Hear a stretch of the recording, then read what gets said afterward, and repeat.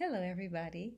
Hello, Parker Pre-K. Hello, Pre-K 3s. And hello, Pre-K 4s.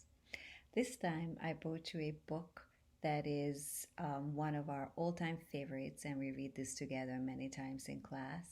And I thought that it would be a good idea to have it uploaded into our little online library. So this book is called Dr. De Soto by William Steig. And I'm sure that you guys know this book. Many of you know this book because we read it many times. Look. Let's see what all this is about. Dr. De Soto.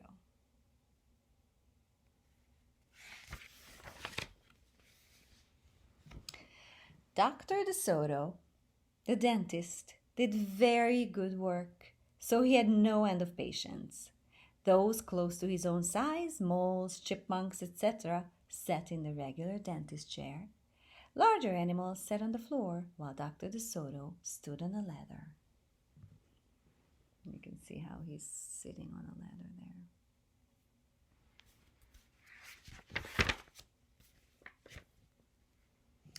For extra large animals, he had a special room. There, Dr. De Soto was hoisted up to the patient's mouth by his assistant, who also happened to be his wife.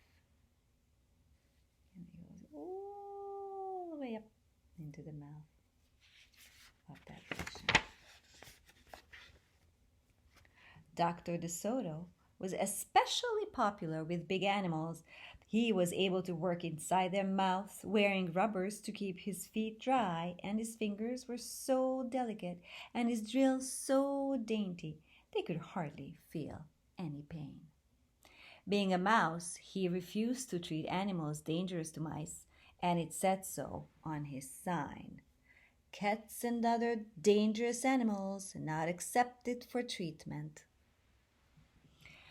When the doorbell rang, he and his wife would look out the window. They would not admit even the most timid-looking cat.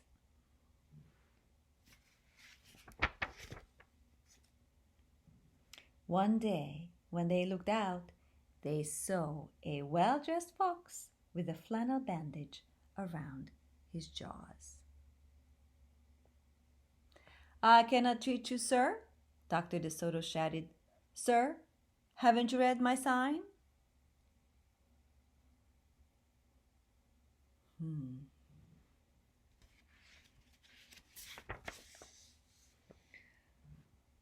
"Please," the fox wailed, "have mercy. I am suffering."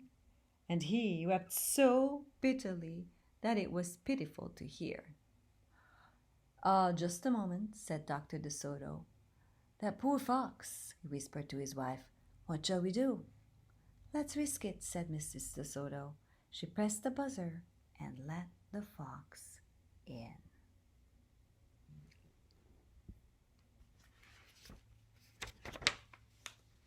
He was up in a flash. "Bless your little hearts," he cried, falling to his knees. "I beg you do something. My tooth is killing me." "Sit on the floor, sir," Dr. De Soto said, "and remove the bandage, please."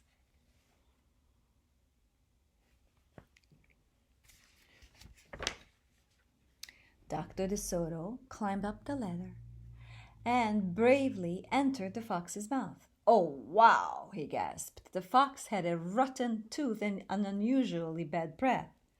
"This tooth will have to come out," Dr. De Soto announced, "but we can make you a new one." And here's his bad tooth.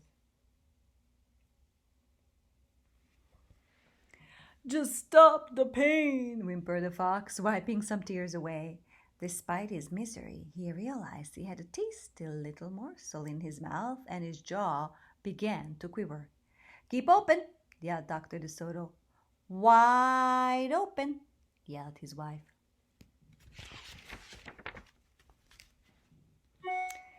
"I'm giving you gas now," said Dr. De Soto. "You won't feel a thing when I yank that tooth." Soon the fox was in dreamland. Yummy. he mumbled. How I love them raw, with just a pinch of salt.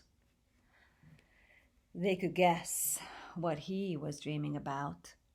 Mrs. DeSoto handed her husband a pole to keep the fox's mouth open.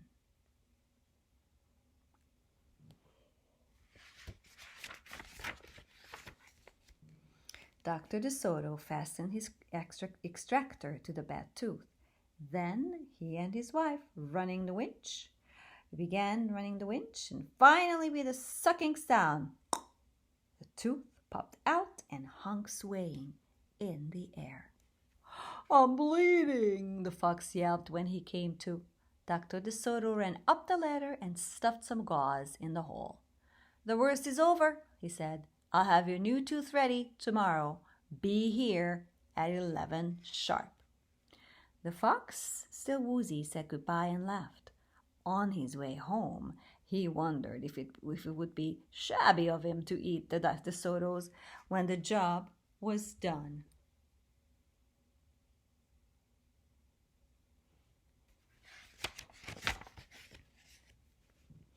After office hours, Mrs. DeSoto molded a tooth of pure gold and polished it.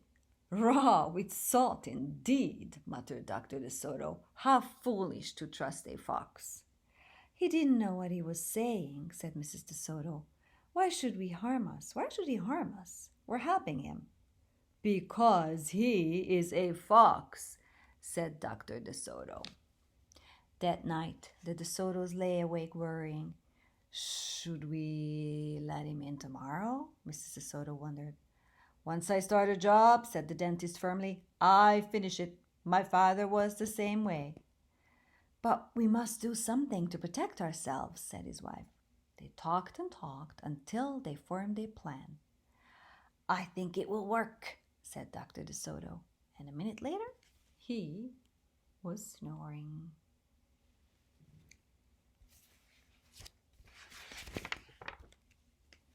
The next morning, promptly at 11, a very cheerful fox turned up. He was feeling not a particle of pain. When Dr. DeSoto got into his mouth, he snapped it shut for a moment, then opened wide and laughed. Just a joke, he chortled. Be serious, said the dentist sharply. We have work to do. His wife was lugging the heavy tooth up the ladder. She's bringing it up there.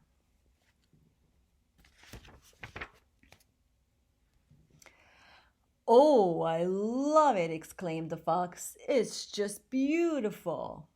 Dr. DeSoto set the gold tooth in its socket and hooked it up to the teeth on both sides.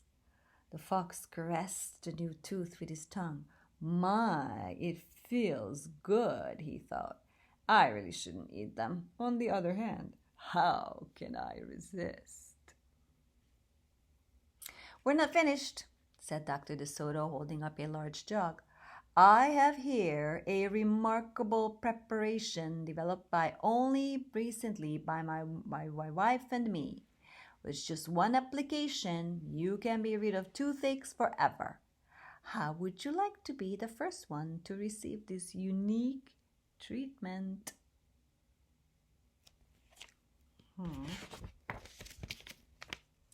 Oh, I certainly would, the fox declared. I'd be honored. He hated any kind of personal pain. You will never have to see us again, said Dr. DeSoto. No one will see you again, said the fox to himself. He had definitely made up his mind to eat them with the help of his brand new tooth. Dr. DeSoto stepped into the fox's mouth with a bucket of the secret formula and proceeded to paint each tooth. He hummed as he worked. Mrs. DeSoto stood by on the ladder, pointing out spots he had missed. The fox looked very happy. And some of you might know that this picture is on the back of the book too. So, when the dentist was done, he stepped out. Now, close your jaws tight, he said, and keep them closed for a full minute. The fox did as he was told. Then he tried to open his mouth, but his teeth were stuck together. "Oh, excuse me, I should have mentioned," said Dr. De Soto. "You won't be able to open your mouth for a day or two. The secret formula must first permeate the dentine. But don't worry, no pain ever again."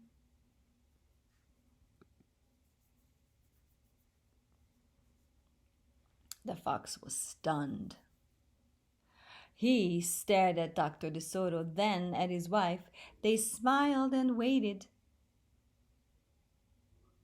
All he could do was say, "Thank you very much," through his clenched teeth, and get up and leave. He tried to do so with dignity.